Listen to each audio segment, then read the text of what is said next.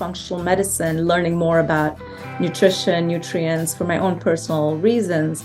And then just one day, I just sort of said, oh, why can't we do the two together?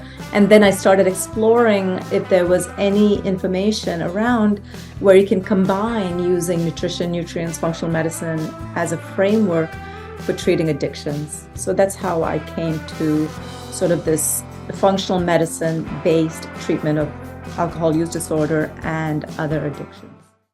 Welcome, everybody. It's Katie with Thrive Alcohol Recovery. And today I am excited to have with me Dr. Valsa Madhava. She is from Brain and Body Medical, where they treat brain and body imbalances. Dr. Madhava has treated over the course of her career thousands of patients with addictions of various kinds. And after seeing so many motivated people fail treatment, it really got her starting to focus on alternative evidence-based treatments so her patients can really achieve lasting recovery. And that includes medication-assisted treatment like Naltrexone and the Sinclair Method, as well as focusing on nutrient deficiencies and many other areas that really are required and necessary for long-term recovery. So I just want to thank you so much, Dr. Madhava, for taking time to chat with me today. Thanks, Katie, and thanks for having me. It's great to Yeah, be here. yeah, it is. So I've gotten to know you. We have a shared colleague, I guess you could say, Dr. Umhau, and he's brought you into some of the meetings that we've been in, and I just have learned so much from you that I was like, I have to have you on for an interview because you know so much about nutrient deficiencies and many other things that can impact someone's recovery, even if they're super motivated, even if they're using the medication naltrexone or other medications. So I wondered if we could just start with you just telling us a bit about your background in treating alcohol use disorder. Yeah, so I am a general addictions doc. I'm a trained internist and I'm board certified in addiction medicine. And I'm also a functional medicine practitioner. So I've been working with addictions more or less since the 1990s, but usually in the conventional setting. I've worked in different kinds of OTP, opioid treatment programs. I have worked as a primary care physician dispensing naltrexone or Suboxone or buprenorphine for treatment of either alcohol use disorder or opioid use disorder. And currently, actually, I'm working in addition to my private practices. I work in a hospital setting where I do inpatient medication assisted withdrawal called detox. And they also have a rehab program there. So I do that. And so I've been doing that kind of conventional treatment for a long period of time.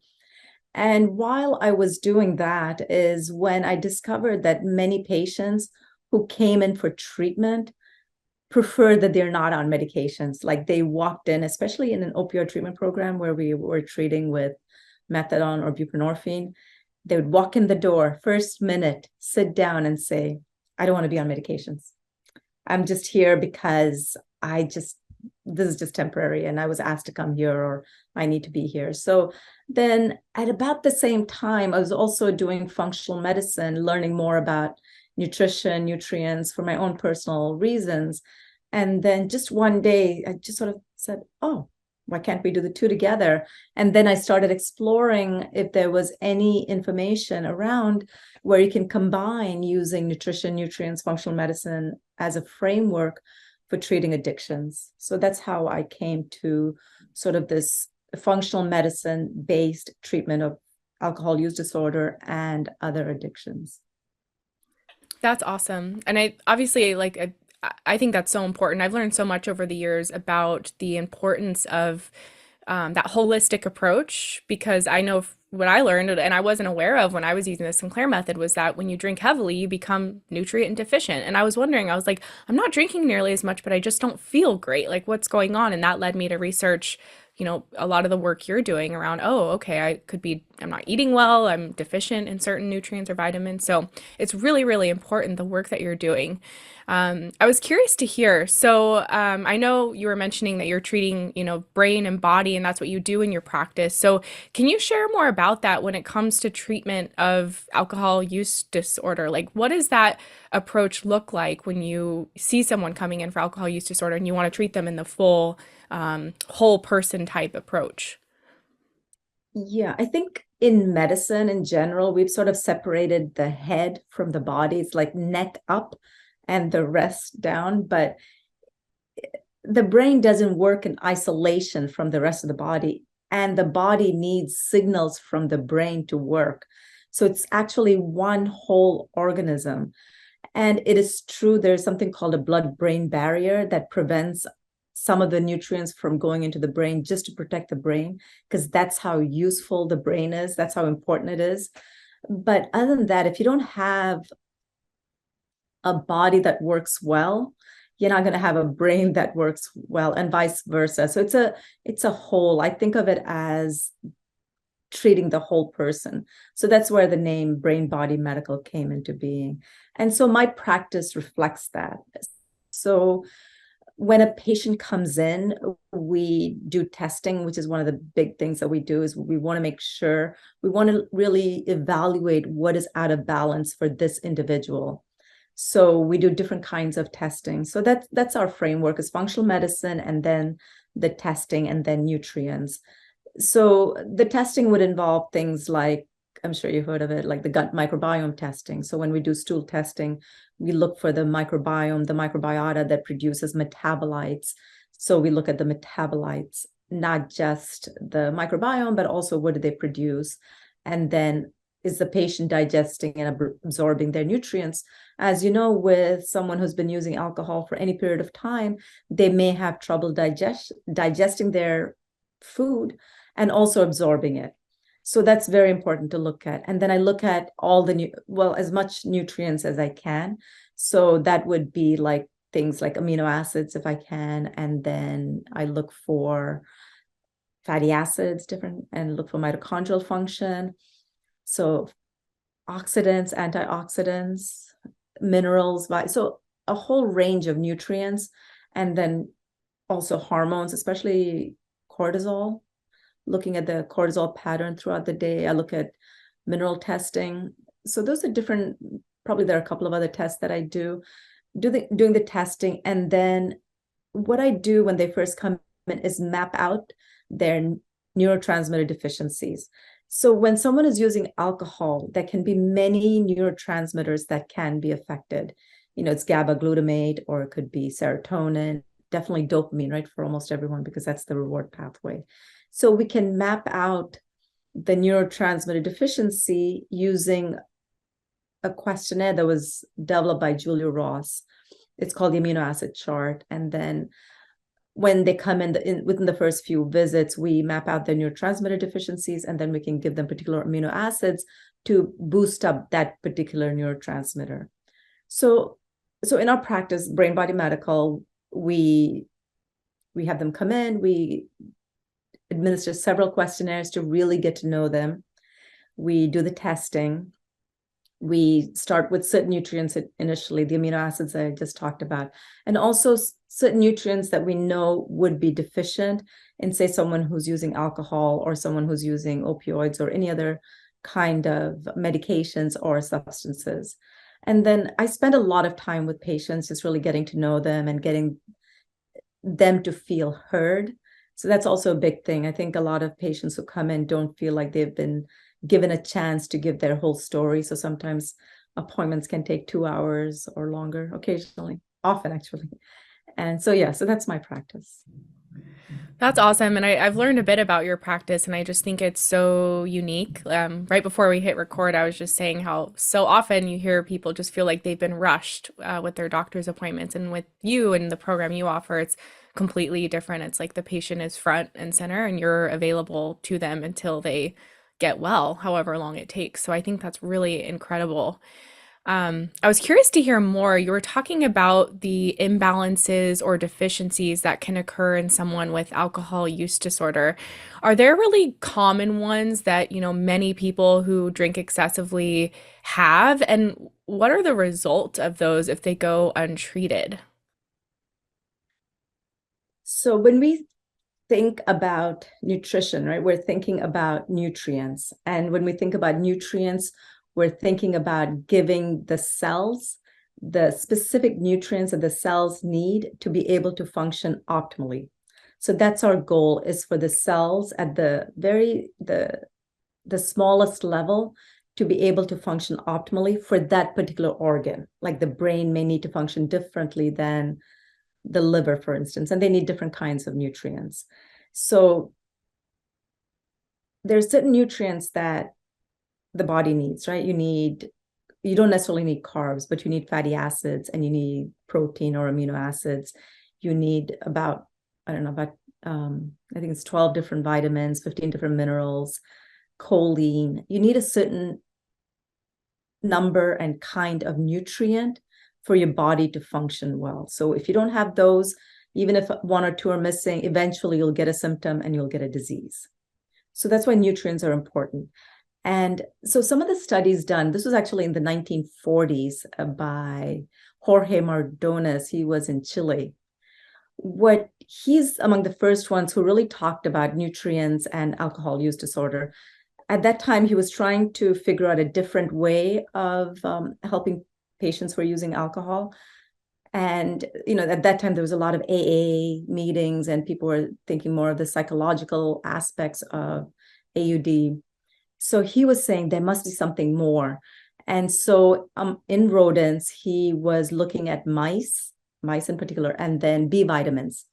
So he found that if the mice were given two kinds of water or their chow was, so water or alcohol, and their feed was deficient in B vitamins, they were more likely to voluntarily take in the alcohol water, as opposed to just the water. But if they were then repleted with the B vitamins, then they were more likely to drink water. So they were less likely to drink the alcohol. So he showed over a series of a few years that B vitamins specifically had an influence on the voluntary intake of alcohol. So he was among the first ones. And he also was the first one to it's really fascinating when you look at the history. So he talked about this factor called N1. He said that not just the B vitamins, but the rodents, the mice, also needed this factor N1. And so the factor N1 was found in like wheat germ, liver, or meat products. And then it was the same year, this was in 1954. And later that year, another group figured out this factor N1 was glutamine. And so then Dr. Roger Williams, who's famous, he took that information and then he went on, and now glutamine is part of what many people use as part of AUD. I wouldn't say treatment, but maybe management.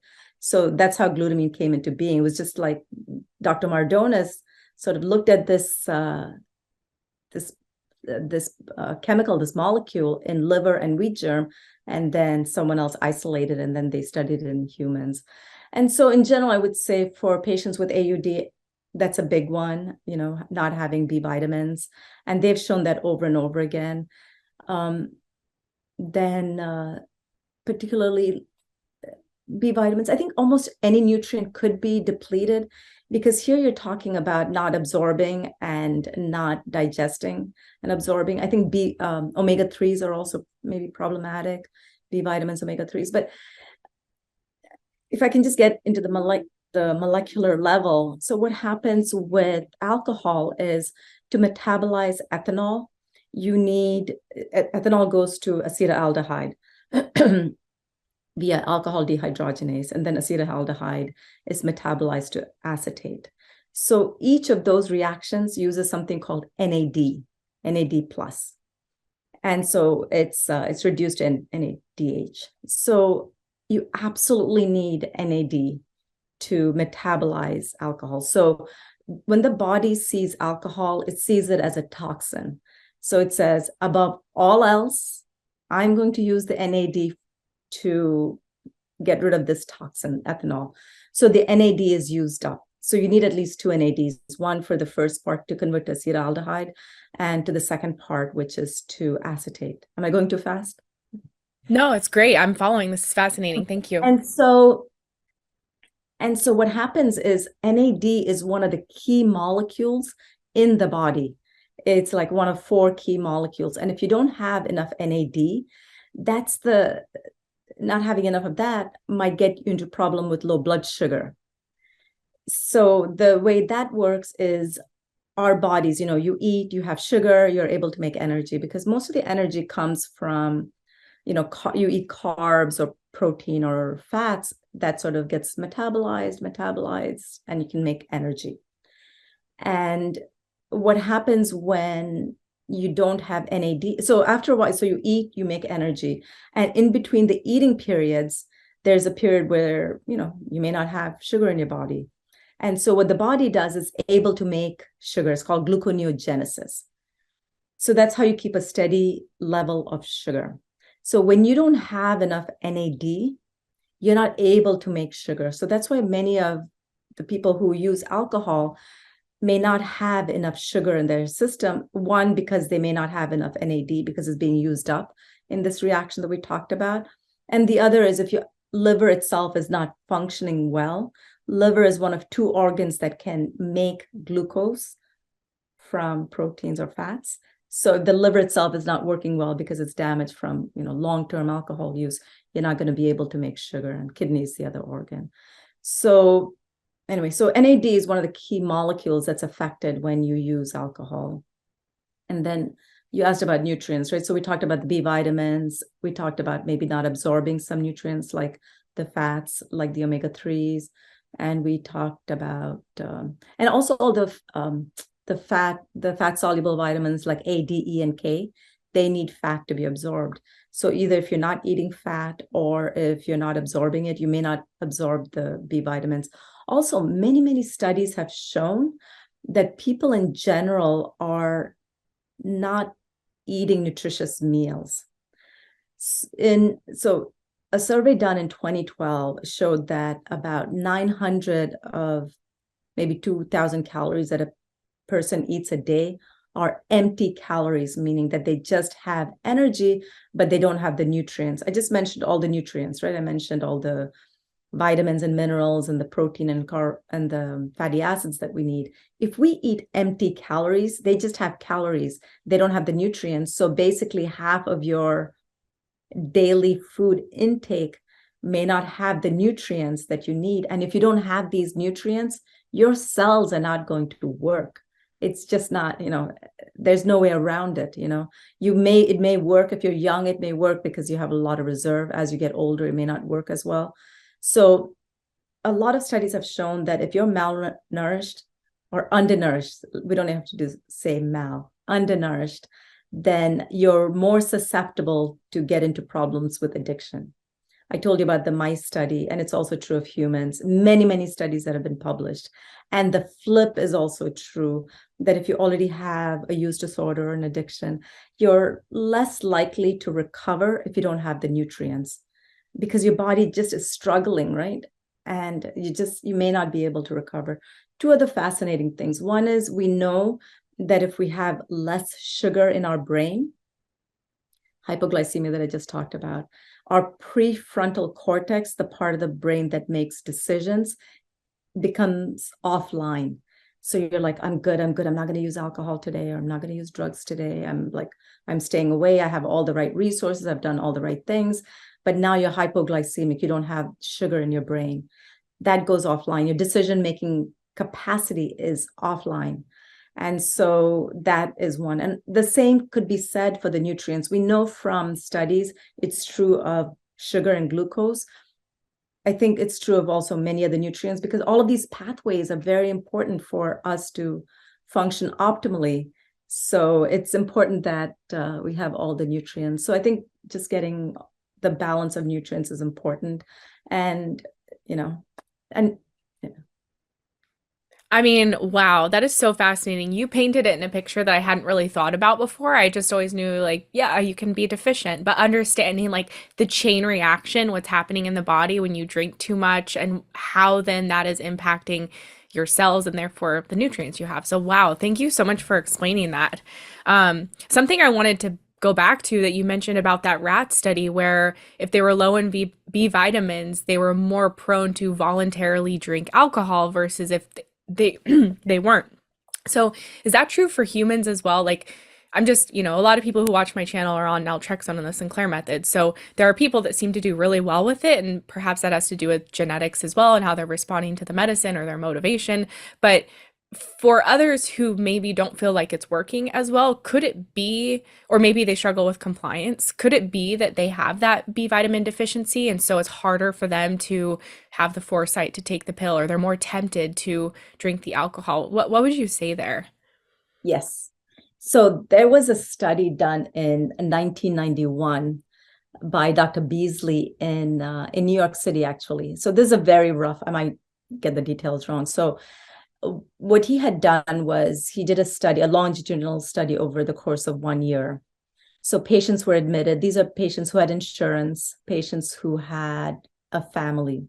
So he had certain criteria for them to be part of the study, and they had insurance, and they could have had an AUD for any length of time. It didn't matter. They could have had multiple admissions. That didn't matter. They need to have a job because that's how they got their health insurance, and a family. So he admitted, I think there were about 100 patients, probably a little bit more, maybe 111. He tested their vitamin levels, several different vitamin levels. And then what he did was he started them, they went through detox, standard detox that like a 5 to 7 day detox inpatient, which is medically supervised withdrawal. And then rehab, I think, was 1 month. And during this time, I think he educated them on the importance of nutrition. He started supplementing them with different nutrients. And then at discharge, they had to follow up every month, and he provided them with the nutrients. And he had a outpatient staff. He had like very dedicated outpatient staff to make sure that the patients came in every month, because I think one of the issues with a lot of use disorders is that patients don't follow up. They're lost to follow up, whether it's at my center or any other center. They just don't show up. So that was one of the biggest not issues, but one of the things that they needed to concentrate on was trying to get all the patients back in.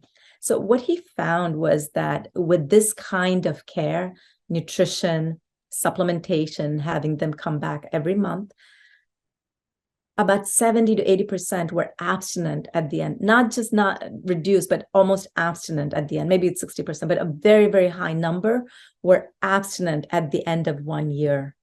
And even though they might have taken, they might have had a glass or two of alcohol in between, it didn't matter at the end. But they all, even if they were still drinking at the end of 1 year, they all still felt better. They just said, we feel better, because they had nutrients and they had better nutrition throughout the day, not just the nutrients, but their food intake was also better. So the standard is that the number that I often use is that at the end of 1 year, probably 80% relapse. Relapse meaning that they may drink, or relapse may not be the word right now people are using, but they might restart using alcohol on a consistent level.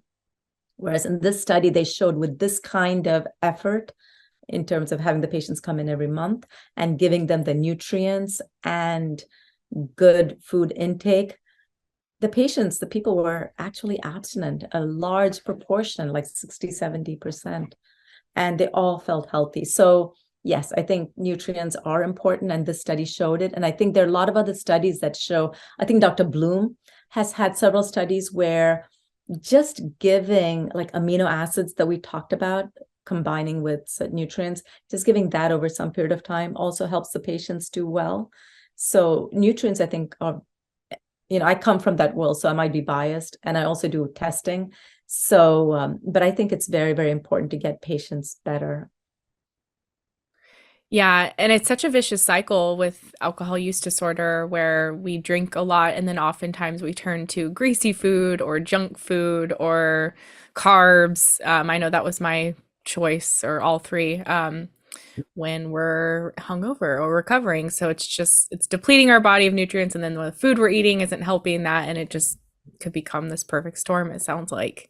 Um, kind of somewhat related to that is a question I get all the time, and maybe you get it as well. And that's related to the increase of sugar cravings that people have when they reduce or stop drinking. Can you talk about more of why that happens? I know you've kind of touched on with the glucose in the body and how it can be depleted or removed from our brain. I can't exactly articulate how you said it, but could you talk more about the phenomenon of increased sugar cravings and maybe how someone can deal with those? So actually, they did studies, this is again in the 50s, 60s, 70s, where they showed sugar has the same effect as alcohol. There are studies that show, and now we know for sure, like now we know that, now we know that sugar follows the same pathway as any of the drug use disorders, right? It's the same, it's a dopamine pathway.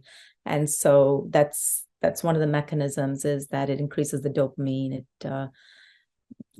depending on the individual, it might deplete other neurotransmitters, but eventually it affects the reward pathway, and the reward pathway ends in dopamine. And yeah, I think it's a different kind of addiction. It's an addiction. And when I say addiction, for me, addiction doesn't necessarily mean a pejorative. For me, addiction is really a solution for very many people. I think of addiction as a brain trying to make itself feel better. Someone uses a substance, like whether it's alcohol, opiates, sugar, is to make their brain feel better. It's really not anything negative for me. I'm like, okay, you're using cocaine. Okay, you're trying to make your brain feel better with that substance. Let's try to figure out why. Are you missing fatty acids? Is it a B vitamin? Do you have too much oxidative stress? I mean, that's one of the big things that we haven't talked about, but I think in almost all addictions, maybe it's too complicated, but it's just something, anyway, it's another mechanism of how patients can get into trouble with using substances. But yeah, sugar is the same pathway as these others, but yeah. So when people are reducing their drinking and their sugar cravings increase, why is that happening? I think it's the same, right? You're reducing the dopamine, and so then you're looking for other things, and it's trying to increase the dopamine using other mechanisms. Could it be that you're looking for sugar because you don't have enough sugar? It could be. But what happens is when you take in that sugar, if the mechanism changes once you're not using that NAD for alcohol. You start to build up the NAD, and then you can start making your own glucose molecules from whatever you're eating once you build that up and you're not using the NAD for metabolizing alcohol. But the sugar that you take in is, it's converted eventually to fat. The triglycerides is what excess sugar is converted to triglycerides. And but I think the mechanism probably is just increasing the dopamine, at least in that level. I mean, a lot of people think it's because you're low in sugar from the alcohol, and that's why that could be a mechanism, but that's very temporary, because any excess sugar is converted to fat. That's why you have fatty liver, right? Like people who are diabetic or people who use a lot of carbs have fatty liver, and that's the mechanism, because sugar is converted to fat. Okay, that's so fascinating. That helps me understand that much better. Thank you for that. You mentioned briefly omega-3s, and I know Dr. Umhau talks a lot about the importance of omega-3s as well. I was just wondering if you could talk more about what happens when someone is deficient in these, and if maybe a high level, what are omega-3s if people don't understand, and the importance of them in recovery of drinking or other substance abuse. Yeah, so the brain is made up of fat, basically. 60% of the brain is fat. And what is fat, really? So we have different kinds of fat molecules. You have cholesterol. You have, the omega-3s are very, very important for the brain, both the EPA and the DHA. So those are different kinds of omegas. And you have omega 6s also, that's important. You have phospholipids. So these are different kinds of fats that we need. And the fats are very important for cell membranes. Remember, we talked about the cells. So the cell membranes are actually completely, mostly like fat or kinds of fat. So that's where the fat sort of sits, is in the cell membrane. So omega 3s sits in the phospholipids in the membrane. So because the brain is 60% fat, you need to have DHA and EPA. And DHA is the majority of the omega 3 fatty acids. So that, and the average omega 3 to 6 ratio in this country is about, I don't know, 15 to 1, 3 to, no, 6 to omega 6 to omega 3s is like 15 to 1. They're saying the ideal could be 4 of omega 6s to 1 of omega 3s. And maybe in ancestral populations, it was maybe 1 to 1. So meaning that you need a lot more omega 3s than many people are getting in general. And I think in the alcohol use population, using population or substance use population, I think it's much less, because the only way to get omega 3s is from fish oil or from fish. You can get it from things like flax seeds and some kinds of nuts, but the conversion to EPA and DHA is very low. So yes, you can get it from sort of vegetarian or vegetable sources, but it's not going to be as efficient to convert it to EPA and DHA, which are the crucial omega 3s.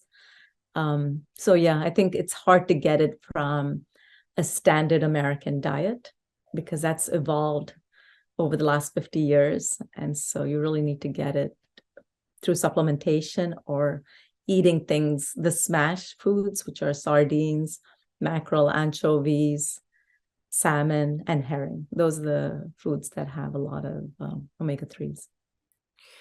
Super helpful. And for people who aren't aware, omega 6s are a different type of fat that they're not healthy, or can you kind of tell us the difference between omega 3s and omega 6? So the 3 and 6, it's where the double bonds start. And so many people think omega 6s are not good. It's true that we get omega 6s in our diet, so we don't need to supplement it, because, we have fats, we get fried foods, we get, oils from our vegetable oils. So all of that are omega 6s. So we get a lot of it in the standard American diet. And I also check for omega 6s, and omega 6 can also be deficient. And actually, since you bring it up, there is a certain population, Scandinavian population, who have a deficiency of omega 6s. And that's what makes them more prone to using alcohol, actually, because they have a deficiency of this, because they're not able to convert it to PGE1, and which is a prostaglandin that comes from omega 6. So for those populations, if giving them omega 6 actually helps them avoid alcohol. So Joan Matthews Larson, she published a book called 7 Weeks to Sobriety. And there she outlines the different kinds. She has different alcohol biotypes. And this is one of them, are people who are deficient in PGE1. Giving them omega 6s helps them with not using or decreasing their alcohol use. So omega 6 is a different kind of fatty acid that we do need. And especially kids need a lot of arachidonic acid, which is a kind of omega 6 that you need to have in the brain. So both omega 3s and 6s are important. It's just that we get so much omega 6 in the standard American diet. So we de-emphasize omega 6s because we don't get enough omega 3. But when I do test, there are lots of people who don't have enough omega 6. So as a standard, I think I might have mentioned, is that when patients come in, I give them certain nutrients. Omega 3s are one of them. I don't usually give omega 6. And then when the test results come back and I see that they're deficient is when I give them, because I just assume everyone would have maybe too much omega 6s in their system. Okay, I understand. That's really interesting. Um, I wanted to ask you, and thank you, by the way, this is all just like such great information. You were mentioning, is it L-glutamine? You were mentioning that earlier, and I feel like I've heard you talk about that a lot in the various times we've kind of met before this. Can you talk a bit more about that as it relates to alcohol recovery and perhaps the importance of that supplement for people? I can. So I've actually spent a lot of time trying to understand at the molecular level how glutamine helps. All right. In someone who's not using alcohol, it is actually easy because L-glutamine plus NAD, we have, okay, so you eat carbs or you eat glucose, it goes into the mitochondria and you have the Krebs cycle, and then you make energy, you have the electron transport chain, you make energy. That's the usual process. So now someone's not eating, or they are, say they are on a ketogenic diet, they don't have any sugars. So now how do you make sugar from proteins? So and glutamine is a protein, it's an amino acid. So you're taking glutamine, and so you're able to make glucose through these different processes, and you need NAD for that. So then if you don't have NAD, you're not able to make glucose, and we talked about the gluconeogenesis. And so, but what Dr. Mardones found is this factor that he found, this factor N1 that was in, I think it was wheat germ and liver. When he gave this factor N1 to patients, to rodents, sorry. Initially he gave it to rodents, and then other people gave it to humans. And he found that that also decreased the intake of alcohol in these mice. And so then he didn't know what that factor was. It took another lab to figure out what it is. So I think now it's been standard practice to give everyone glutamine, especially when they have cravings, because this sort of stops the cravings. And it may not be the mechanism of making glucose. It might be through the neurotransmitter like glutamate, which is one of the other neurotransmitters. It might be that glutamine helps or modulates some of these other neurotransmitters, and that might be glutamate or GABA. That might be how it functions. But I think it's almost standard practice to, one is to just give it, twice a day or 3 times a day to people who are using alcohol. And then when they have cravings, like Joan Matthews Larson and Christina Veselak, Julia Ross, all of these people say that they've had profound success with giving glutamine round the clock or when they have cravings. So you just open the capsule, it's either 500 milligrams or 1,000. And again, it's just an amino acid that we eat, with our foods.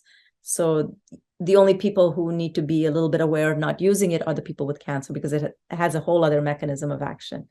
So those folks should not use glutamine, but everyone else, you can just open up the glutamine capsule or powdered version, and you take it when you have cravings. That's so fascinating. Oh my gosh. Okay, this has been such a great conversation.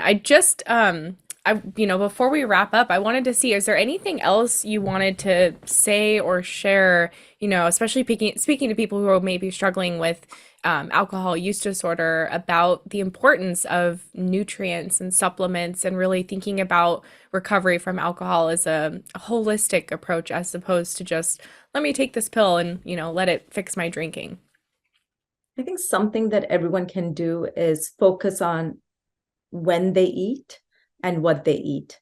So it has to start with breakfast. Even if they're not able to eat a breakfast now, they need to get to a place where they're able to eat something, but it has to be protein rich and or fats. So we're talking about eggs and bacon or sausages, or you can eat dinner for breakfast, and trying to avoid carbs as much as possible. So protein rich meal first thing in the morning, and then every 3 hours, set your clock to it.